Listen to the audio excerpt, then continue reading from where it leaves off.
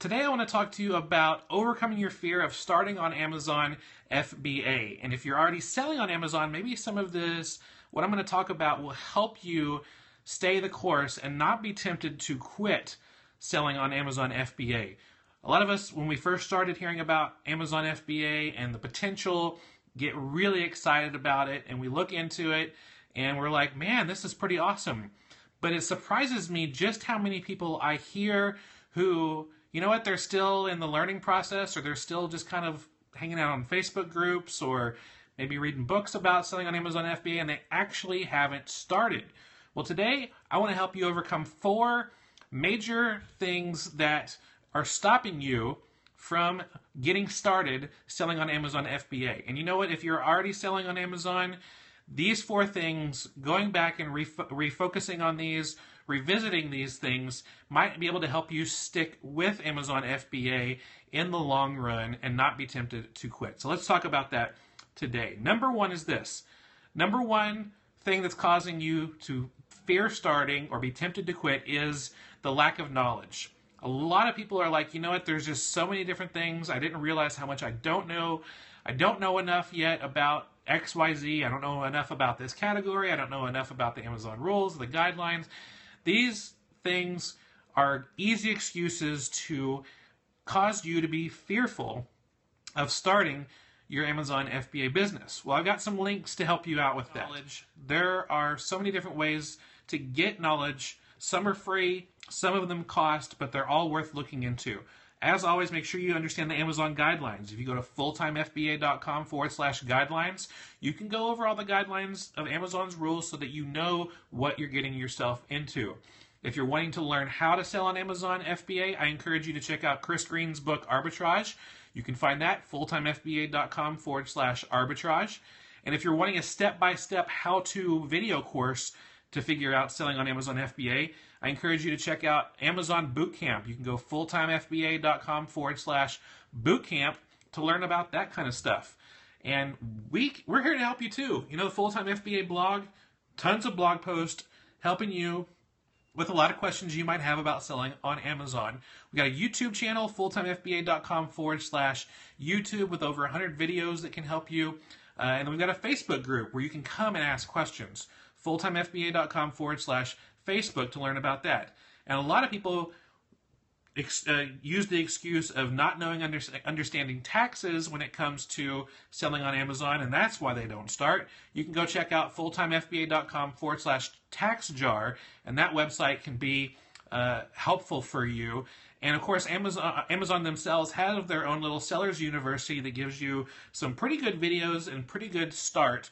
They don't kind of go as in-depth as I think are needed, but they kind of get you got to get your feet wet by going through FBA University, Sellers University through Amazon. So that's the thing number 1 that most people are lacking: lack of knowledge that's not helping them take the jump into actually selling on Amazon.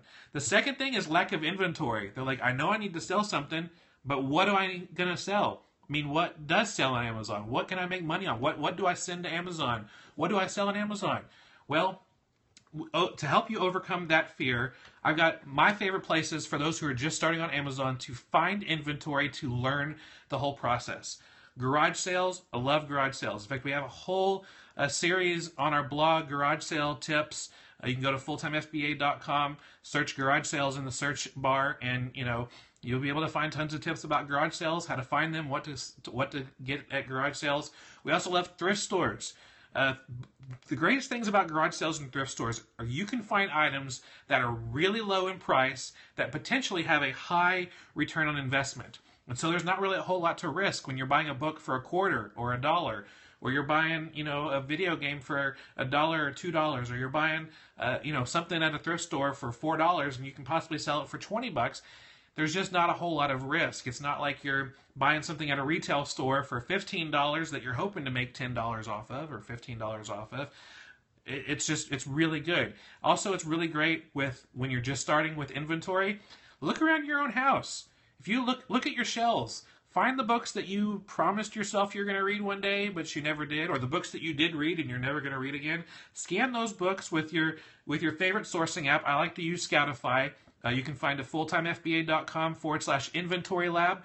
because Scoutify comes, packaged together with Inventory Lab, and it will tell you what the current prices are on Amazon, as well as a lot of other information to help you. Check out your the toy closet. Maybe there's some board games there that are just collecting dust. Sell those on Amazon. Maybe you got a present, someone gave you some kind of kitchen gadget, you never used it, never took it out of the box, it's still new. Sell that. I really believe that most people could probably find a few $100s worth of profit just sitting around their house that's not selling. And of course, being able to focus on toys and books. I really believe that when you're first beginning, focusing on the categories of toys and books are the best to get the highest ROI with the lowest initial investment for those of you who are looking for inventory. So that's the second thing that holds people back sometimes from starting. What do I find inventory? Where do I get that? So hopefully that will be helpful for you. The third thing that people lack when they're trying to start selling on Amazon or they're tempted to quit, lack of money. They're like, I don't have the money. I mean, I can't pay for an Amazon Pro membership. I can't pay for, this or that. So here's my tips when you are lacking the funds to sell on Amazon.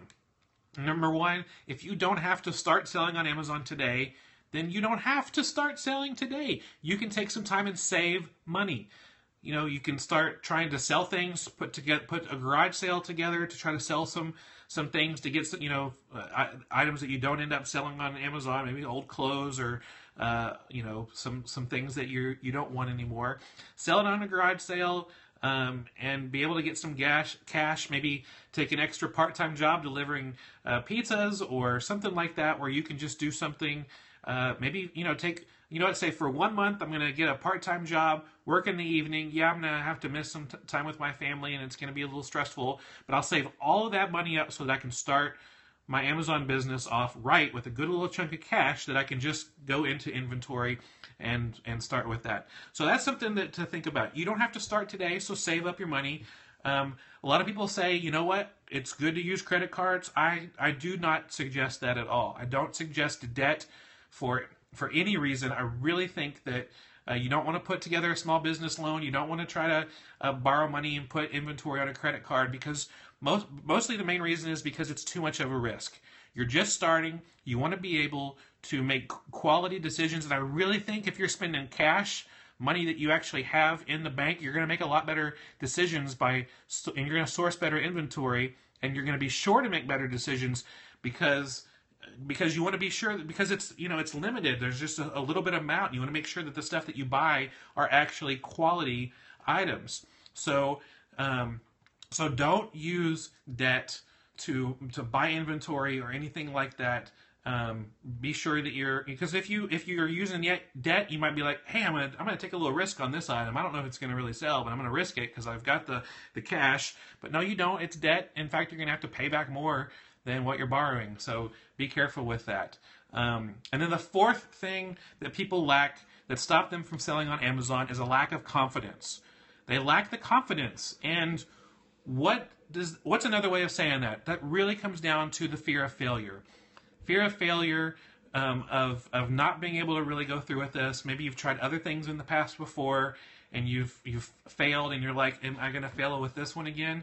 But when it comes to fear of failure and overcoming the fear of failure, I think we need to do a good job of disconnecting the event of failing with us as a person. Because just like my dad told me, and he was quoting Zig Ziglar, failure is an event, not a person. So when you do have failure, because you are going to fail, as with anything in life, there's going to be times where you fail. You want to make sure you don't take it too personally, because that's where we start to break down. That's where we start to, get our mind all clouded because we're attaching ourselves too closely to that. Failure is an event, not a person. So what do we do with failure? We learn from it. We try to dissect what went wrong. We try to learn and grow and understand that failure is just a part of the process. Just like a baby, when it's learning how to walk, it's going to fall down over and over again. But you know what? The baby doesn't just say, I tried 5 times, I'm done. No, it figures out what went wrong. It learns how to balance. It's patient. It continues to go. And so think about that. If you're tempted to quit, failure is not the trigger that's calling you to quit. Failure is a trigger that's saying something needs to change.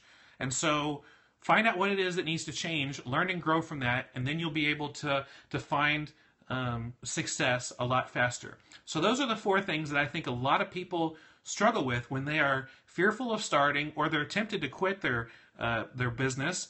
The lack of knowledge, the lack of inventory, the lack of money, and the lack of confidence. All of those that can be overcome, and hopefully I've been able to help you with that today.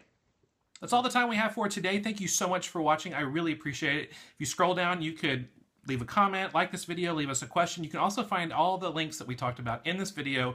You can find that in the description below. And be sure you subscribe to the YouTube channel. We got so many more videos coming up. We don't want you to miss out on anything. And as always, the best place to find all the information of turning part-time hours into a full-time income is the website fulltimefba.com. I'll see you there.